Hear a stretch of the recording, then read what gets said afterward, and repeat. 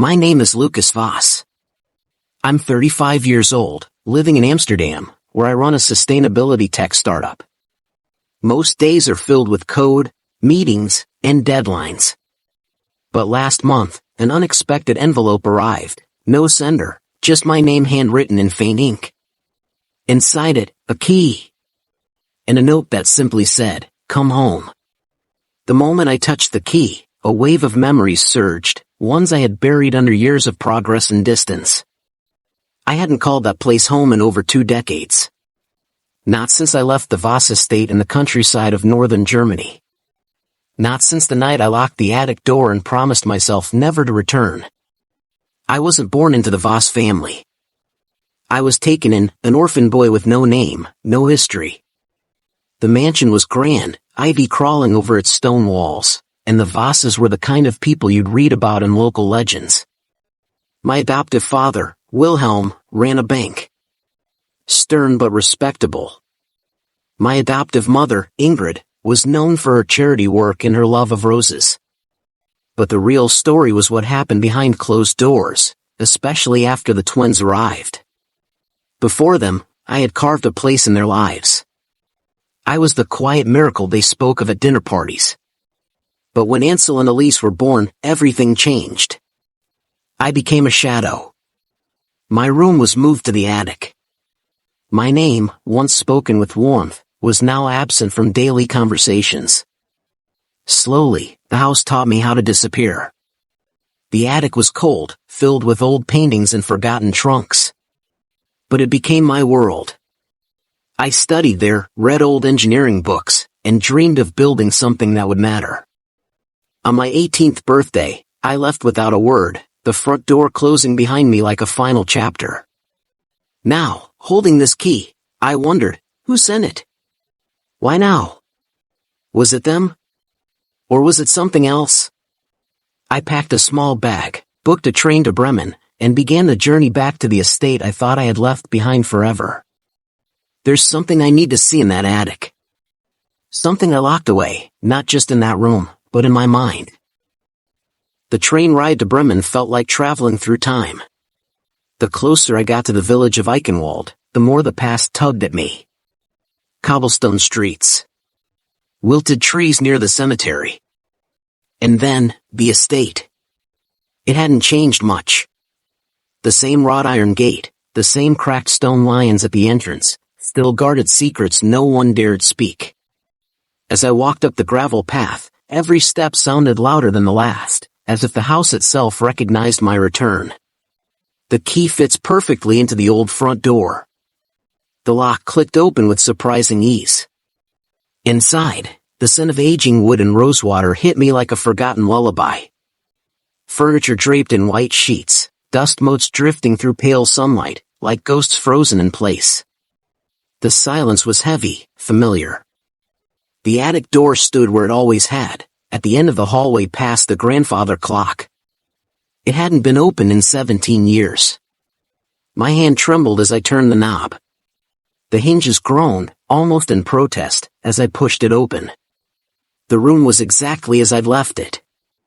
My old cot still leaned against the far wall. The cracked lamp. The broken metronome from my music lessons. But something was different. A wooden trunk, one I didn't remember, stood in the center of the floor. Clean, untouched by dust. I knelt beside it. No lock. Just a single leather strap holding it shut. When I opened it, I found folders neatly arranged. Dozens of them. Documents, old photographs, letters in my father's handwriting.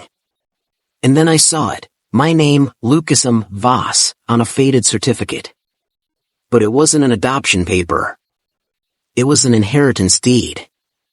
I read the pages once. Then twice. The Voss estate had been placed in my name. Signed 12 years ago. Legally binding. But no one told me. Then came the final paper in the folder, a letter, and signed. He never knew we saw his worth too late. Let him find this when he's ready. I sat back, the weight of the attic air pressing on my chest. Had they regretted everything? Was this guilt? A final attempt to make peace after all those years of silence? I didn't know yet. But I had a key, a deed, and a letter that shifted everything I thought I understood. And beneath the trunk, taped to the floorboard, was something else. An envelope addressed to me, in my mother's handwriting. The envelope was thin, its corners yellowed with age, yet the handwriting on it was unmistakable. For Lucas. Nothing more. No date, no return address. My mother's penmanship, always neat, always distant. I held it for a long moment, half expecting the words inside to vanish if I opened it too soon. My pulse drummed steadily in my ears as I slid my thumb beneath the seal. The letter began plainly. Lucas, if you're reading this, then time has done what we couldn't, we let you go, and we regret it more than we ever admitted aloud. Each sentence felt like a slow, careful confession. She wrote of how my presence in their lives had changed her, softened her, but how fear and pride hardened them again after Ansel and Elise were born. She described how they had felt unequipped to love 2 children and still do justice to one they had not born. We didn't know how to balance it, so we failed you. And every year after you left, we told ourselves you'd come back, and we'd fix it. But the years passed, and we didn't reach out. We were afraid you'd moved on. Afraid you wouldn't want to hear from us. There was no melodrama, no flowery apologies. Just a quiet truth. Toward the end, she wrote something that settled heavily on my chest. You were never just adopted. You were our son. We just couldn't say it when it mattered. If this letter finds you, I hope it's not too late for you to find peace, even if it's not with us.